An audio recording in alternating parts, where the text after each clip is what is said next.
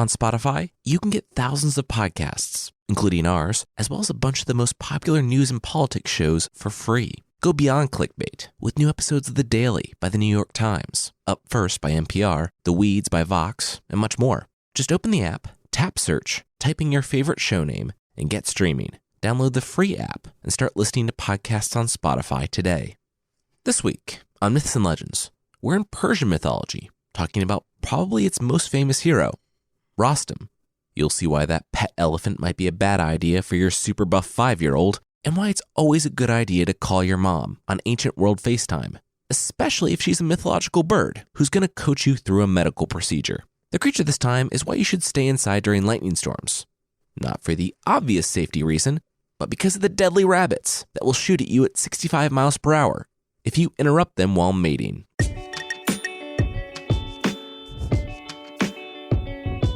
This is Myths and Legends, episode 129A, The Mammoth That Rides. This is a podcast where I tell stories from mythology and folklore. Some are incredibly popular stories you think you know, but with surprising origins. Others are stories that might be new to you, but are definitely worth a listen. Rostam, the central character of these next few episodes, is quite possibly the biggest character of pre-Islamic Persian mythology. He's one of the main characters of a text called the Shahnameh.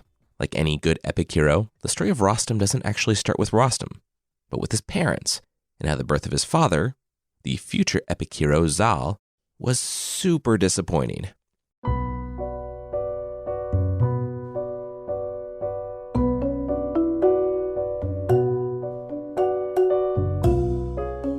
"Hey," said Sam, the king's champion, knocking on the door.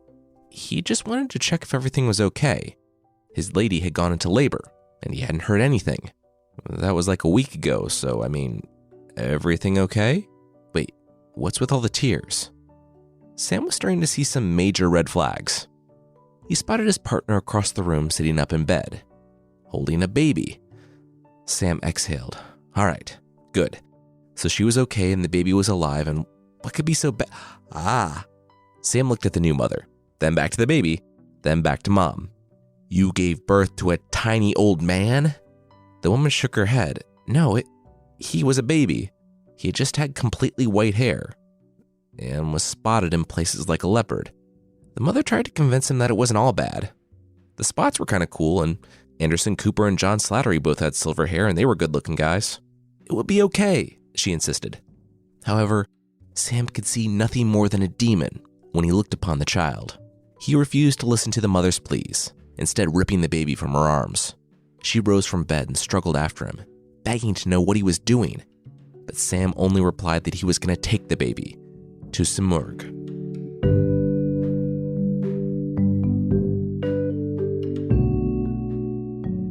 As far as abandoning your child in the wilderness goes, it went off without a hitch. Sam was so convinced that it was a demon child that he didn't hesitate at all in leaving the baby out in the open in the black fields surrounding Simurgh's home. None of his men had a crisis of conscience either. And, upon return, Sam never gave the baby another thought. It was better this way. Simurgh, the massive mythological peacock with the head of a dog, wouldn't be able to pass up on a free kid meal. Sure, the baby was smaller than Simurgh's usual lunches of elephants and such, but at least it would be easy for her babies to digest. Sam wasn't wrong about that. Simurgh landed to see the baby screaming in the heat of the day. Humans.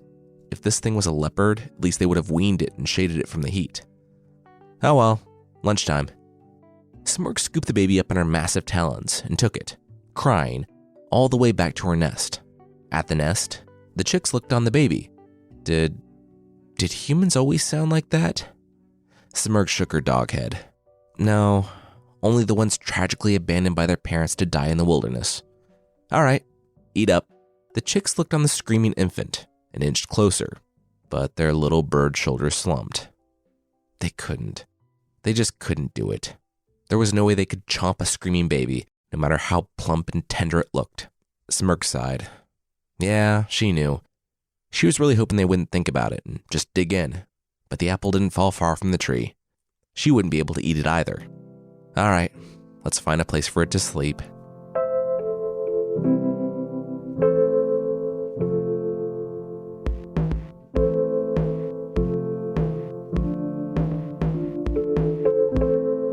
"Okay, I get it," Sam screamed out after he woke up. It had been years since he thought of his boy, the one he'd left for the giant dog bird. For years, the entire incident was out of sight, out of mind. But now, he found himself plagued by nightmares of celestial beings berating him for being worse than an animal. An animal cared for its young, but he had left his defenseless boy to die. Except that he had actually survived and thrived. The Simurgh had raised him, and there were rumors in the region from caravans of travelers passing through. Stories of a naked man with a broad chest and flowing silver hair jumping among the rocks. They were all true. Sam's child had lived, and it was time for the father to go get his son.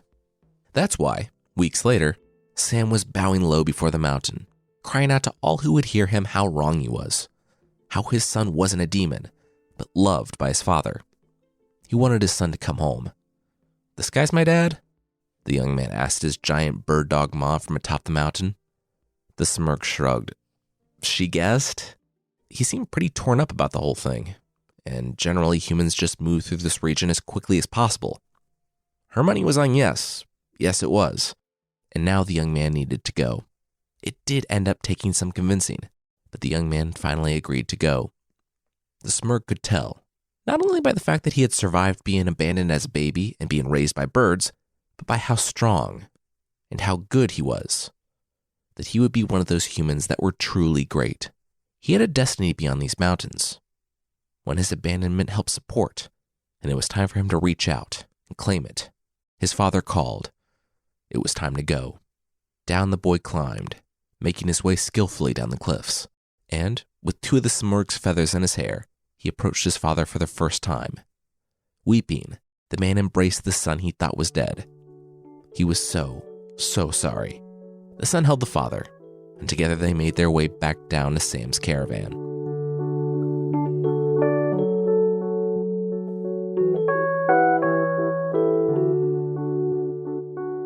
Zal. His name was Zal. The young man stood, now fully clothed, before the king. Clothes were a weird sensation, but he was getting used to them. He looked on the aged man sitting before him, and his father bowing low, and figured he should follow suit. He bowed low and accepted his charge. Everyone had wanted to meet the boy raised in a nest, the king most of all. Sam had been his champion for years.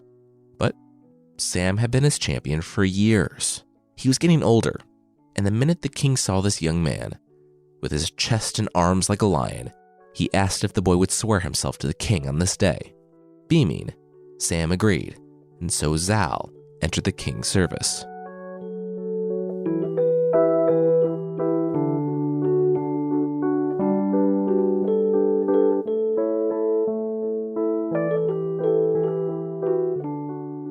"She's really good looking," the slave girl said to Zal's slave boy. "Her eyelashes are like raven's wings, and her mouth is so tiny that she can barely breathe. Beautiful." And yes, that's an actual description of the woman's beauty from the text. The woman, of course, was Princess Rudaba, and Zal was in love with her. Now, if you've lived in exile with your bird mom for decades and only now returned home to meet your birth parents, the very next thing you're obviously going to want to do is leave for months and go explore the region. So that's what Zal did. He went to India, and there he met a king. Unfortunately, Zal's great plans to make friends and marry said king's daughter, whose beauty he heard about from hundreds of miles away, did not go according to plan. It probably had something to do with Zal openly calling the king a demon at dinner because he practiced a different religion. A religion Zal himself likely learned about like 3 weeks ago. But who knows? Regardless, he was not invited back. Undeterred, he stayed in the area. Somehow, Zal needed to get this woman's attention. So he shot birds into the river while her servants were bathing. Every action has a reaction, so Zal quickly learned a couple of things. His stunt actually paid off, and the servants didn't mind getting blood all over them in the bath because Zal was just so fantastic to look at. And 2, Rudaba already knew about him, and she was just as in love with him as he was with her. Now, there's a lot going on here that we're not going to go into. Sam, Zal's father, hates Rudaba's parents because he also thinks that they're demons. Rudaba's parents hate Zal because Zal was rude to them one time. And yet, Despite the animosity, the pair meets, and one night, Rudaba lets down her several stories long black hair for Zal to climb up and spend the night. Forced to face reality, both parental parties decide to make up and deal with the fact that their kids have fallen for each other. It's more than compassion for their kids, though. Sam ends up consulting oracles, only to learn that the greatest hero to ever set foot on the planet will actually result from this union. And Rudaba's parents realize that if they don't let the kids get married, the Persians are going to burn down their city and murder them all. If you think that this is a great way to have Thanksgiving dinner spill over into a violent blood feud, you're absolutely right, especially when you consider that it isn't just Sam who dislikes Rudaba's kingdom, but his own king, too. Well, the king decides to put a stop to all this talk of uniting his kingdom with a lesser one and orders Sam, Zal's father, to sack Rudaba's city. The only issue was that the king underestimated just how inescapably awesome Zal really was. Zal personally went to the king to make the case for Rudaba's hand in marriage, and there he faced two separate tests. The first was a fun little riddle party, where, just like Bilbo Baggins, his life depended on the correct answers. The second, a trial by combat, of course, saw him facing the greatest warriors in the kingdom. Zal quickly knocked the riddle party out of the park before mercilessly winning in the arena. In the end, it was because Zal sent several men to the hospital and/or morgue that the king was convinced that he was sufficiently in love. So, after 40 pages of back and forth for something you knew was going to happen anyway, Zal and Rudaba were married.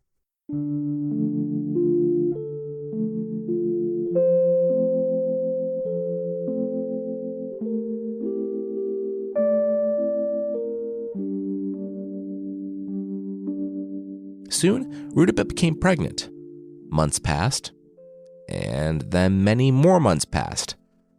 Seeing as the third trimester wasn't supposed to last a full year, Rudaba began to suspect that something had gone wrong. Her servants worried about her too, and so they called Zal into the room and told him everything. He smiled. It was time to call his mom. She would know what to do. Zal walked softly into the room. Rudaba had been bedridden for nearly a year and a half, and he wished he had gone to her sooner. He lit a fire and pulled something very special out of his pack. A feather, one that Smurg had given him when they parted. He had only 2 of these precious feathers, but his wife was worth it. He dropped it in the fire, and smoke began to fill the room. "Hey, Mom," Zal waved. His dog bird mom illuminated the smoke, in what I can only assume was like an ancient world Skype. Zal told her that the baby inside his wife was just too strong and manly, and he couldn't come out. He needed another way. What follows is only slightly paraphrased. Basically, Smurg looked at Rudaba and said that the woman was going to need to get drunk. Really drunk, because this was going to hurt. You know what? She should probably just start now and not stop until she was unconscious, because after Rudaba was out, they would call in a guy with a knife. Yeah, they were going to invent a new medical procedure. Basically, they were going to do a cesarean section, which is a major surgery now, but was basically a death sentence back then, or would have been, to anyone without a magical bird mom coaching them through it. Rudaba just wanted the pain to end, so she agreed to start drinking while Zal found a sorcerer with a knife. They returned just as Rudaba fell asleep. Softly, the sorcerer whispered a spell, and he began to cut. A priest came by to sew the wound once Rudaba had given birth, and he used a mixture of healing herbs that the Smurg had dictated. Zal massaged his wife's wound, and she woke up a day later, a bit dehydrated, no doubt, but otherwise completely healed in the world's fastest recovery from a C-section. The baby was named Rostam, essentially the word for escape, because Rudaba had escaped her pain and peril when the baby was born. Everyone in the kingdom celebrated the new son of the champion, and the occasion of his birth brought even the commoners and nobles together in celebration.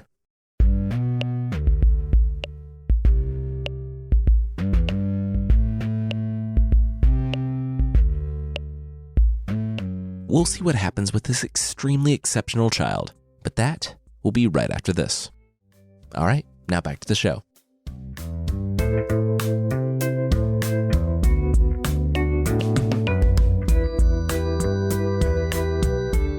Rostam's early months were noteworthy. Rudabaugh was quickly exhausted by the baby's appetite, and no fewer than 10 wet nurses had to be brought in and rotated hourly to satiate little Rostam's hunger for milk. When he was finally weaned, much to the relief of all of his wet nurses, the young boy consistently ate as much food as 5 full-grown men. The kid that was called, quote, the baby Mammoth, when the priest pulled him from the womb, was truly living up to his name. Quickly, he grew and grew. And, one day, his grandfather Sam came to visit from the long war, praising the boy who was rapidly becoming a man. He instructed him to serve the kings, to always choose the path of righteousness, to value wisdom over wealth, and that the world waited for no man. Sam nodded to his grandson. He was growing in years, and the war was long. It had been his dream for the boy to one day join him in battle. But this was likely the last time he'd see either of them. With a final nod, the grandfather climbed atop his elephant and led his army back to war. After Sam's visit, Rostam became enamored with his grandfather. It helped that he looked almost exactly like the guy. Regardless, he couldn't wait to get off to war to prove himself. But his father, Zal, insisted that he wait. He was so young, it was said, that he still had milk on his breath. Still, Rostam was relentless and eager, but after a lot of badgering, Zal relented on one point. Rostam could have a horse. After all, the boy would be a famous warrior someday, and he would need a steed. The only issue? Rostam, despite his young age, was once again too manly. He was sure he couldn't even sit on an elephant without breaking the creature in half, resulting in a river of blood. Anytime Rostam sat on any of the royal horses, the animal would bow so low that its belly would touch the ground, and he began to think that he was right. He would never find a horse. That was when he heard galloping. The boy turned, and it was as though the world played in slow motion. A horse herder from far away drove a pack by the city, and this horse, it was beautiful. It was a gray horse with short, stocky legs and a massive, extremely muscular body. Basically, it was like a full-size Lil Sebastian from Parks and Rec. Rostam watched the horse thunder past and knew immediately that it was the one for him. Unfortunately, there were 2 main obstacles. 1, the horse was the property of the horse herd, and 2, the horse's mom was super protective. She looked almost exactly like her son, but she was years older. The prized steed was already as big as his mother. Anytime someone tried to lasso the horse, she would attack the person like a lion until they either ran away or died. When Rostam lassoed the not-so-Lil Sebastian, she turned and snorted, rushing him with teeth bared. But Rostam simply turned and literally roared at her. Immediately, the mother stopped mid-charge, deciding that she and this mammoth-like stranger were cool, and she rejoined the herd. Her son, however, wouldn't move, even though Rostam tried to drag the horse closer. With a smile, the young man knew that this was the horse for him. No animal to this point had been able to handle him, let alone resist him. And so, this whole interchange also solved the second problem, that the horse was owned by the horse herd. The story says that he saw how magnificent Rostam was and decided that the price of this horse was Iran. Rostam had to use the horse to defend Iran with all of his might. It was definitely good-hearted patriotism, and not that this crazy guy the size of a mammoth just roared at his strongest horse while trying to steal its son. Regardless, Rostam finally had his horse, named Rakish. Zal was so happy that he was moved to tears, opened up the treasury, and made it rain gold in the streets.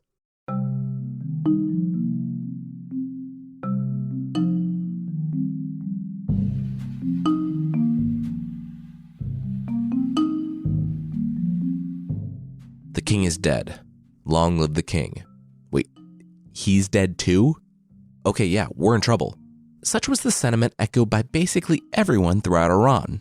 Soon after Rostam had chosen his horse, the elder king had died, leaving his inexperienced son on the throne.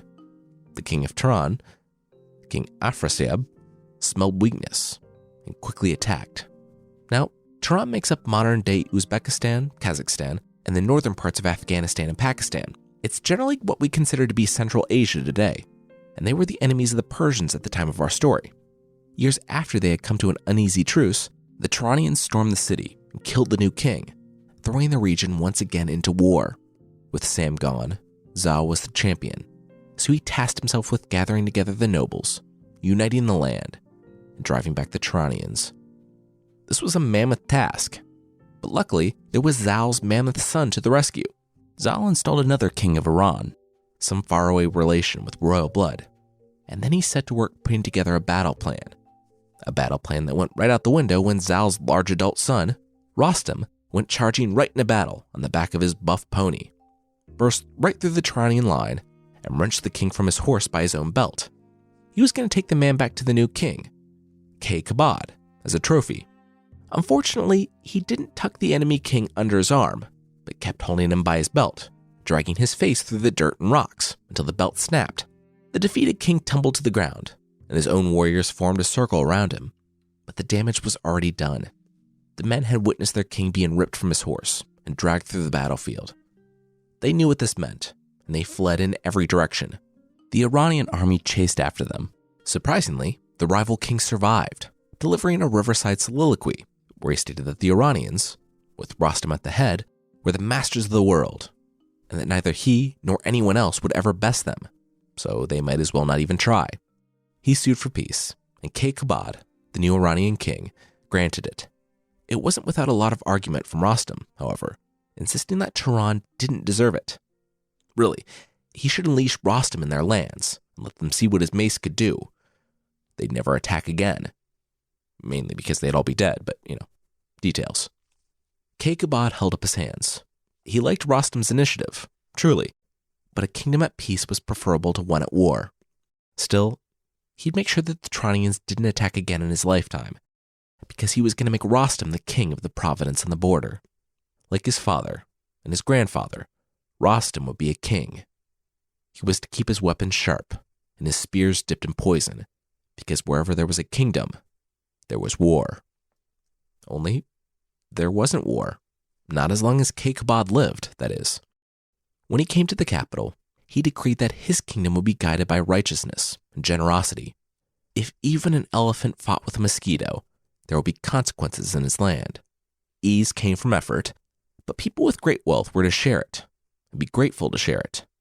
He protected them, and they could help out their fellow man.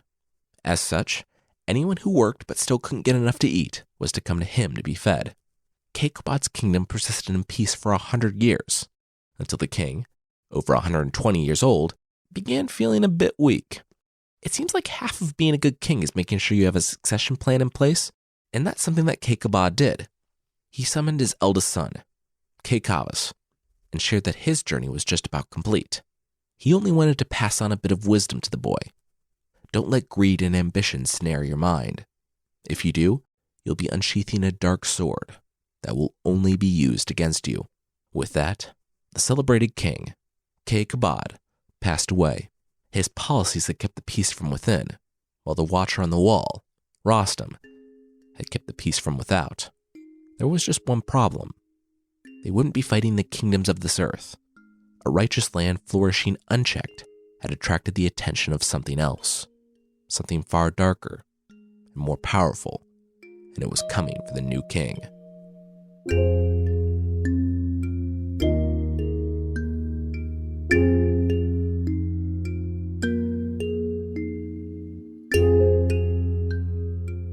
Wait, what's that sound outside? Kavas asked abruptly a few years later. He propped himself up on the pillows and waved away the women with the grapes. His servant said that there was a man outside playing the lute. He had a hit new song about how beautiful Mazandaran, the land of the demons, was really awesome. That was a bit suspect to the servants and literally everyone else who heard the song, because Mazandaran was a horrifying place that no one escaped alive. Kavas didn't care, though. He was bored, and there was a new song, so he wanted to hear it. Against all the advice of his advisors, he listened to the song, and he loved it. Good art can make you rethink something you thought you knew and see it from a new perspective. And if you're a bored and kind of unwise king, bad art, sung by a demon obviously tricking you into visiting the land of the demons, can do the same thing. He loved the song so much that he decided to do what neither his father nor any of his ancestors had been able to do. He would not only visit the land of demons, but but he would invade it and put them to the sword, taking all their stuff. Any survivors would pay taxes. Boom, war paid for. All right, who's ready to go? No one. That's who. No one was ready to go. His generals assured the nobles that it was all the daytime drinking talking. No one was stupid enough to invade the land of demons. You couldn't even fight them. They used magic, so normal weapons couldn't even touch them. No one was that stupid. And yet, Caecavus was. He had grown up in the shadow of men like his father, Sam and Zal. He knew that to make his own mark on the world, he had to do something drastic. Zal was recalled from his kingdom. Maybe he could talk some sense into the man. But the 100+ years had taken their toll on the old champion. His skin began to wrinkle and match his white hair. Maybe a century ago he would have had the presence to speak truth to power. But he only came across as a weak old man in the eyes of the new king. Caecavus wasn't convinced. He mobilized the entirety of Iran's army and marched for the land of demons, leaving behind Zal and various other conscientious objectors. When he returned from the land of demons, he would take their crowns next, but at least he would have someone guarding the home front.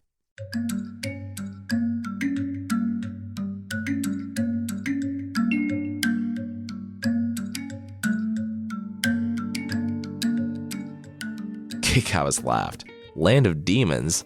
More like land of weak things. Caecavus shook his head. Pithy sayings weren't his thing, but you know what was his thing? Conquering. As it turned out, it was super easy too. There was absolutely no resistance from the moment they entered the land of demons. The army just found villages full of women and children, and Caecavus gave everyone the order to separate their souls from their bodies, which they did, very easily. A week's worth of looting later, and they were ready to move on when, the sky turned black in the middle of the day. That was probably okay, right? Then there was a flash. Caecavus had to shield his eyes, and when he opened them again, he couldn't tell.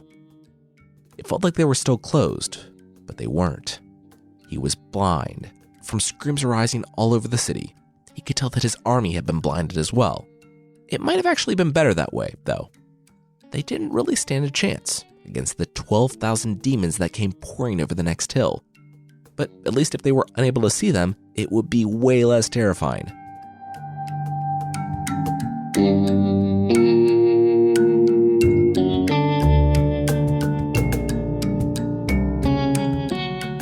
It was months later when the rider, bruised, beaten, and bloody, collapsed outside the walls of Zal's city.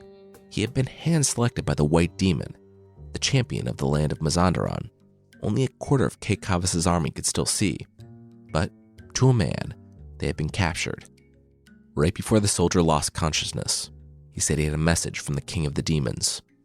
Zal gasped as the soldier gave him Caecavus's jewel-encrusted crown.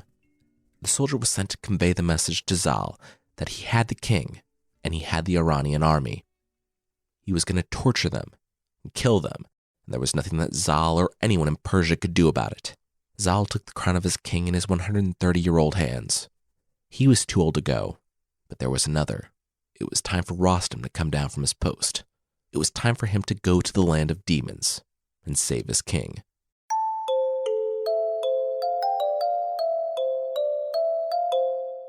Little did Zal know, however, that this was exactly what the White Demon wanted.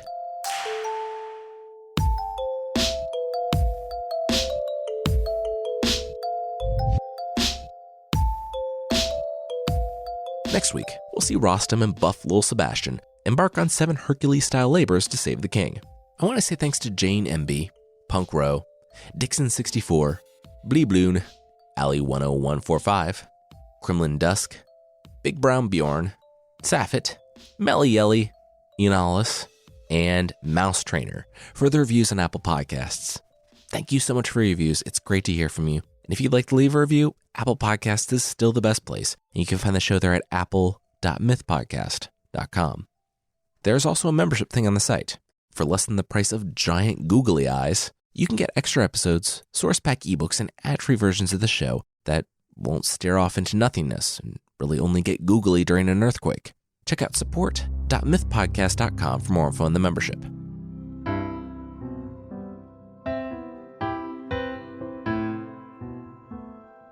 The creature this week is the jackalope from Douglas, Wyoming in the United States. Okay, so this is kind of like the drop bear. I can't tell if people actually believed in the jackalope at some point, or if it's always been this tongue-in-cheek thing. The most famous version started when a couple of brothers, who studied taxidermy by mail, returned home after hunting jackrabbits. They tossed the carcass next to some antlers, and thus, the jackalope was born.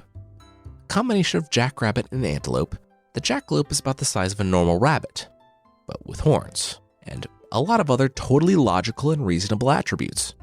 The jackalope can run 65 miles per hour, and, with its horns, it's only slightly less deadly than the rabbit from Monty Python, because once the jackalope gets up to speed, it can gore anyone pretty easily. You have to be pretty antagonistic toward the thing, though, because it's usually pretty shy. If it does start rushing you, the only thing that can stop it is a buffalo gun. I've read that it's the product of a male jackrabbit getting together with a female antelope somewhere down the line. Though the legendary jackalope can procreate on its own, but only during flashes of lightning, and not without extreme difficulty, due to the horns. Speaking of mating, if you manage to catch a jackalope and are extremely dexterous, the jackalope milk is a powerful aphrodisiac. If you're looking to catch one, my first bit of advice is don't, but if you can't be persuaded, you can buy the creature's favorite drink, whiskey, and set it out for it. It can allegedly mimic human speech, though the only time it felt safe enough to get close to humans to learn speech was when cowboys were singing around a campfire, and so the rabbit has a beautiful singing voice. If you're visiting Douglas, Wyoming, you can apply for the jackalope hunting license. It's only valid in Wyoming on June 31st, and if you're caught hunting without the license, you'll be fined $13, or sentenced to 13 months of hard play in Douglas, Wyoming. I'll link to a PDF of the license on the post at mythpodcast.com. The jackalope is apparently big in Wyoming, so much so that the state has tried to declare it as the official mythological creature of Wyoming. Of course, because we can't agree on anything ever in this country, the motion to install a mythological creature to a newly created, symbolic designation has twice failed to pass the Wyoming Senate after making it through the House.